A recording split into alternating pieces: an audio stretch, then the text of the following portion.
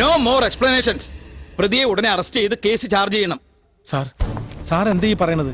ഇപ്പോഴത്തെ അവസ്ഥയിൽ കേസ് കോടതിയിലെത്തിയാൽ അത് തള്ളിപ്പോകും. പതിവ് പോലെ കേരള പോലീസിനെ കുറെ സഹായിച്ചിട്ട് അവർ വേറെ അന്വേഷണ ഏജൻസി ഏൽപ്പിക്കും.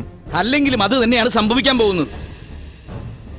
24 മണിക്കൂറിനകം അറസ്റ്റ് നടന്നില്ലെങ്കിൽ വേറെ ഏജൻസിയെ കൊണ്ട് അന്വേഷിപ്പിക്കാനാണ് തീരുമാനം. സാർ, ഒരാഴ്ച കൂടി, 7 ദിവസം, അതിനുള്ളിൽ കേസ് ഞാൻ തെളിയിക്കും. ഒരാഴ്ചയൊന്നും പറ്റില്ല. 24 മണിക്കൂറിനകം നിനക്ക് എന്ത് ചെയ്യാൻ പറ്റും അത് പറ. 24 മണിക്കൂറിനകം എനിക്ക് ചെയ്യാൻ പറ്റാവുന്നത് ലീവ് എടുത്ത് നാട്ടിൽ പോകാനേ പറ്റൂ. എന്നാ പിന്നെ അത് തന്നെയാ നല്ലത്. കൊള്ളാം സാറേ. മര്യാദയ്ക്ക് നാട്ടിൽ കിടന്ന് എന്നെ ഉപദേശിച്ച് പൊക്കിയെടുത്ത് ഇവിടെ കൊണ്ടുവന്ന് ഞാനായിട്ട് സൃഷ്ടിച്ച കേസ് ഇത്രയുമൊക്കെ ആക്കി വെച്ചിട്ട് ഇപ്പതേ തിരിച്ചു പൊക്കോളാൻ. ഇപ്പൊ സത്യനാഥൻ ആരായി സാറേ? SP Philip Tharakan sir. ശരി sir, okay.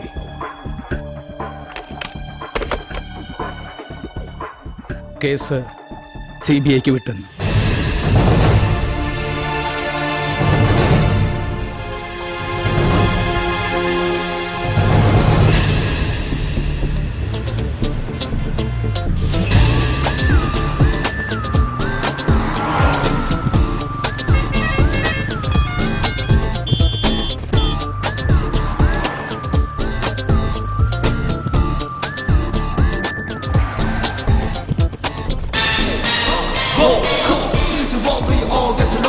She's the one, yeah, she's the one, come on. The way she looks is just my blow. Hold your breath and hey, yeah, come on.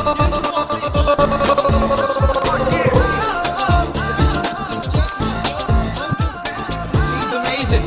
Let's turn her around and look at her say, hey girl, over there, just look at me. Let's play the game one more time. Hey girl.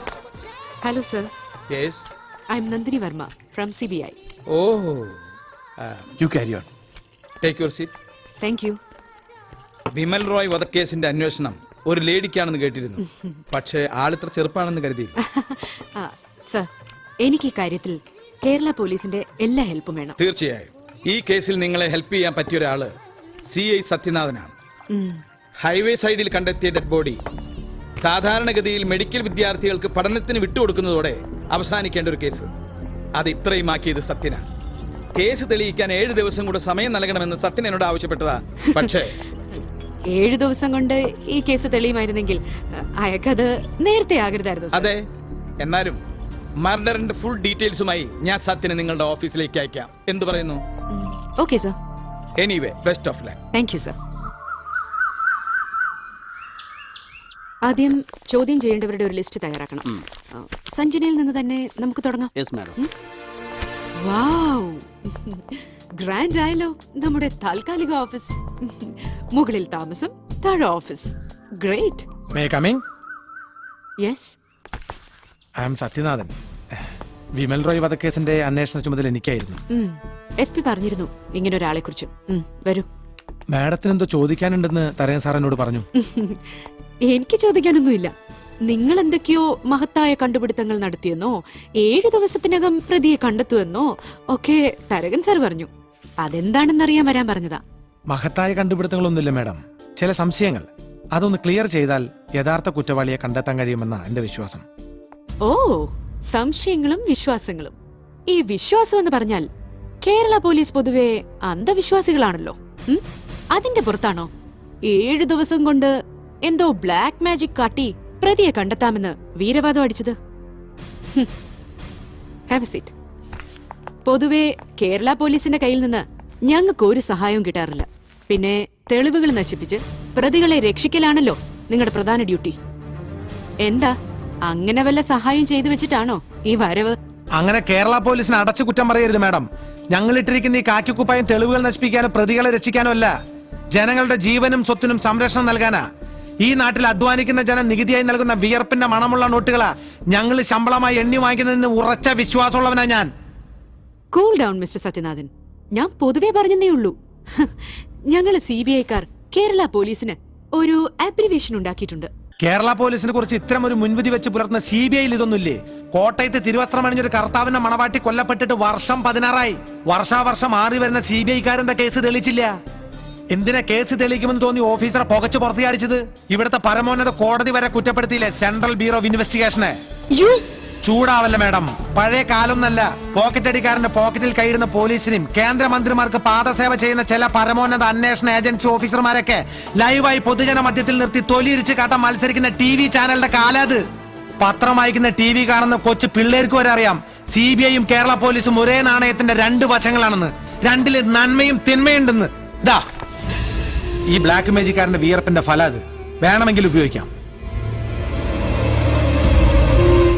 മാഡത്തിന്റെ മുമ്പിൽ വന്ന് ഇത്രയൊക്കെ സംസാരിക്കാൻ കാരണം കേരള പോലീസിനെ കുറിച്ചുള്ള വൃത്തികെട്ട മുൻവിധികൾ ഈ നാവിൽ നിന്ന് കേട്ടതുകൊണ്ടാ. ഈ കാക്കിക്കുപ്പായത്തിന്റെ അഭിമാനം സംരക്ഷിക്കാൻ വേണ്ടി ഞാൻ ഇന്നു മുതൽ ഇതങ്ങ് ഊരിവെക്കുക. ഒരു ലോങ് ലീവ്. എന്നിട്ട് ഡിപ്പാർട്ട്മെന്റിന്റെ മാഡത്തിന്റെ ഒന്നും അനുമതി ഇല്ലാതെ ഞാനും അന്വേഷിക്കാൻ പോയി ഈ കേസ് യഥാർത്ഥ പ്രതിയെ കണ്ടുപിടിക്കാൻ പറ്റുന്ന ഞാനൊന്ന് നോക്കട്ടെ. നമുക്ക് കാണാം.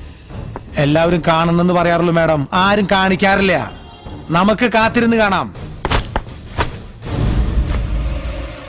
പൂവാടി പെണ്ണെ പൂവാടി പെണ്ണെ അച്ഛനെ കാണാം. പൂവാടി പെണ്ണെ അച്ചപ്പം കൊയിലപ്പം വാട്ടപ്പം ചുട്ടിയിട്ട് അച്ഛനെ കാണാം. പൂവാടി പെണ്ണെ പൂവാടി പെണ്ണെ ഇക്കൊല്ലം നമ്മള് തോറ്റം കളിച്ചില്ല. തോറ്റം കളിപ്പാട്ട് തൊപ്പനമായി ആണ്ട് പിറന്നലതാവില്ല പെണ്ണെ അച്ഛനെ കാണാം. പൂവാടി പെണ്ണെ പൂവാടി പെണ്ണെ പൂവാടി പെണ്ണെ അച്ഛനെ കാണാം. പൂവാടി പെണ്ണെ അച്ചപ്പം കൊയിലപ്പം വാട്ടപ്പം ചുട്ടിയിട്ട് അച്ഛനെ കാണാം. പൂവാടി പെണ്ണെ ഷൂരിട്ടിറങ്ങടാ.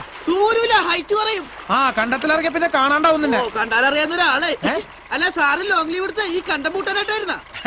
എടാ ഇത് വെറുതെ വലിയ വലിയ സാറുമാർക്ക് മൈൻഡ് ഫ്രഷ് ആകണമെങ്കിൽ സ്വിറ്റ്സർലാൻഡ് പിന്നെ പൂന അവിടൊക്കെ പോണം.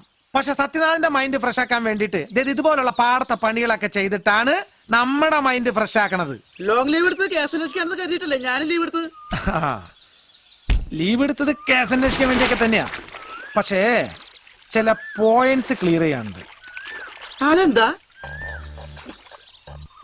കൊല നടന്ന ആ രാത്രി പോലീസ് സ്റ്റേഷനിലേക്ക് വന്ന ആ ഫോൺ കോൾ, വിമൽ മരിച്ചു കിടന്ന ആ കെട്ടിടത്തിൽ അങ്ങനെ ഒരു ഡെഡ് ബോഡി കാണപ്പെട്ടാൽ സാധാരണഗതിയിൽ അത് ഉടനെ അങ്ങ് പുറത്തറിയാൻ വഴിയില്ല. മർഡർ നടന്ന ഏതാനും മിനിറ്റുകൾക്കകം ഒരാളത് പോലീസ് സ്റ്റേഷനിലേക്ക് വിളിച്ചു പറയണമെങ്കിൽ ഒരുപക്ഷെ അയാളാകാം സഞ്ജനയുടെ സഹായിയായി അന്ന് കൂടെ ഉണ്ടായിരുന്നത്. അല്ല സാറേ, അയാളെ കൊലപാതകത്തിന് സഹായിച്ചെങ്കിൽ അയാൾ തന്നെ പോലീസിന് വിവരം അറിയിക്കോ? കുടുങ്ങൂലേ? സഞ്ജൻ ഒരിക്കലും തന്റെ പേര് പറയില്ലെന്ന് വിശ്വസിക്കുന്ന ഒരാളായി കൂടെ അത്. എന്നാൽ അയാൾക്ക് സഞ്ജനയെ കൊടുക്കണമെങ്കിലോ? മനസ്സിലായില്ല സാർ. അരണ്യോ അല്ല ഇപ്പൊ പറഞ്ഞത്. ഇടോ സിനിമ ഫീൽഡ് അല്ലേ, പോരാത്തതിന് ഹൽവ പീസ് പോലത്തെ ഒരു പെണ്ണും. ചില ചുറ്റിക്കളികൾ അവൾക്കുള്ളതായിട്ട് ന്യൂസ് കേട്ടിരുന്നു ആ സംവിധായകൻ ഗൗതമനുമായിട്ട്. അയാൾക്കാണെങ്കിൽ ഭാര്യ മക്കളും ഉണ്ട്. കഴിച്ചിട്ട് ഇറക്കാനും വയ്യ, മതിരിച്ചിട്ട് തുപ്പാനും വയ്യ. അങ്ങനെ വന്ന എന്താ ചെയ്യാ? അവളെ കൊടുക്കാൻ കിട്ടിയ അവസരം വെറുതെ കളയോ? കിത്തന കരം ബേട്ടി. എന്തോ കുട്ടിക്ക് കാര്യം പിടികിട്ടിന്ന്. മുത്തേ